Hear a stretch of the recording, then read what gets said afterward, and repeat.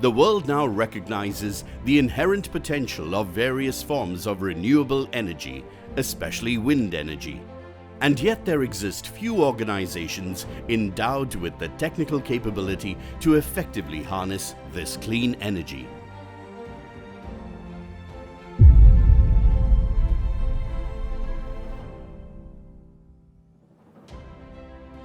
Mytrah, with its end-to-end expertise in clean power generation, is one of them.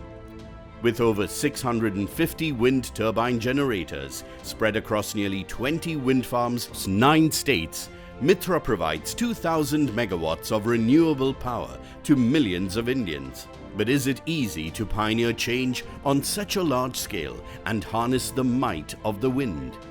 Wind is the fuel of the business we are in. Identifying the right site is the fundamental stuff when you are just building a wind farm. There are a lot of misconceptions associated with this as well. One of such a misconception is, if my site is very close to a coastal terrain, or if I'm really up in the hill, I will be getting a good wind speed. So it's all about, where my geographical position of the site is. Previously, wind farms were set up only in areas with high wind potential. Today, advancements in technology provide companies the opportunity to harness wind power even from low wind locations by using wind turbine generators made specifically for such conditions. The site identification consists of different activities. First activity is a desktop study. During the desktop study, we will be checking the different wind speed patterns, what are the different areas where wind potential is available. So one such data will be NIVIA data, then second data will be MESO data. So all this data will help us to get a feel of the areas where wind potential is available. So once we get a preliminary understanding of this data, we will be marking these areas across our various databases with the help of Google Earth. So once we have identified the area, our team will be doing a site visit where we will be physically verifying the different locations that we have marked in our desktop study. After locking on to a location of optimum wind potential, the Wind Resource Department installs a weather monitoring station called the Wind Mast or Met Mast. The wind mast functions for an entire year through all seasons, recording temperatures, wind speeds, and wind direction. So I'll be using my 2 years of data set that I have measured from my site. I'll be overlapping this long-term data, the satellite data that I'm getting from different sources on top of this. I will be checking for the correlation, and I will be stretching, literally I will be stretching my site measurement to 20 years. Essentially what it will do is, it will remove the high wind year and low wind year, and I will be getting a mean wind resource of my site.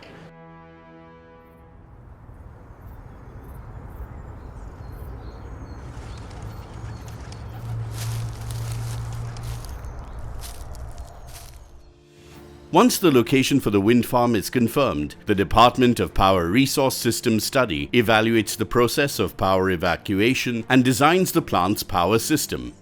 Once we talk about PRSS, there are many other designs which comes, but one of the main critical factor in the design is on the evacuation front. So whenever there is a wind farm being identified, we have planned the entire infrastructure in such a way that it meets the grid requirement to ensure that the evacuation can be done without any constraint. Out of the design, we need to derive out the estimates. So the estimate forms the basis for the estimation of the budget of the whole project that we are going to implement in the coming years. Based on the type of wind zone and the soil at the site, the project's team discusses and finalizes the model and height of the WTG. This is a crucial step in ensuring unobstructed and optimal power generation on any terrain. We sit with the different manufacturers and we evaluate their technology, and we take a final decision which technology is best for that particular site in terms of height, in terms of rotor diameter of the turbine, and the soil conditions and the wind pattern, of course, in that area. To study the impact of the prospective wind farm on the environment and individuals in the vicinity, the QSHE and Systems Department conducts Environmental and Social Impact Assessment (ESIA) study. The study adheres to performance standards and safety principles set down by institutions like the International Finance Corporation, the World Bank, and the Asian Development Bank, as well as other applicable statutory requirements.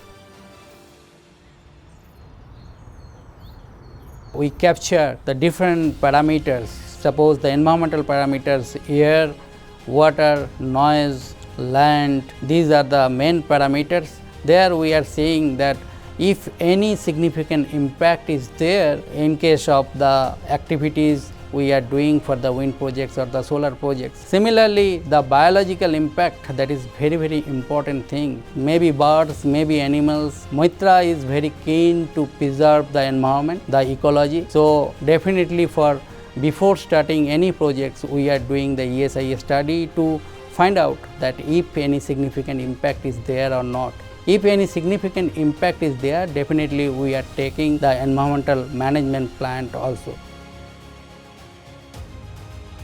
Once we get the clarity about the land acquisition, then we do the soil testing of that particular location, because construction of foundation and is dependent upon the soil bearing capacity and other parameters of the soil there. It may be some hard rock, it may be black cotton soil, or it may be mud. Accordingly, we design the foundation. Once the foundation is constructed, we make the entire area free to do the erection.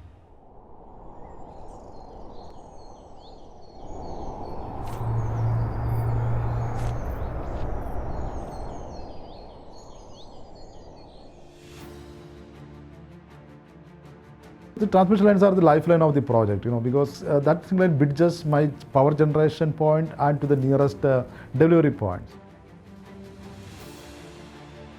The substation is the heart of a wind farm, connected to all WTGs through transmission lines. A dedicated SCADA system is deployed at each WTG to monitor all aspects of operations and maintenance and communicate production details on a real-time basis. So once the asset is moved over into the asset management team, into operation, then the objective is to run that asset as efficiently as possible to generate the maximum amount of revenue, whilst at the same time ensuring that it will continue to run for its entire life. So it's a balance between maximising revenue today and ensuring long-term reliability of the asset. These giant wind turbines can generate a large amount of clean energy every single minute. It is very important, therefore, to ensure that any technical issues are resolved quickly.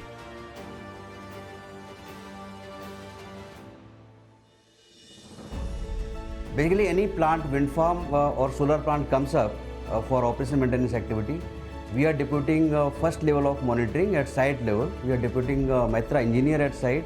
His basic role is to day-to-day basis maintain the complete generation availability of site and coordinate with the OEM suppliers for prompt response on preventive maintenance and breakdown maintenances. And second level monitoring we are doing at Hyderabad office. We have a GMC control center where all turbines are connected at our GMC Hyderabad.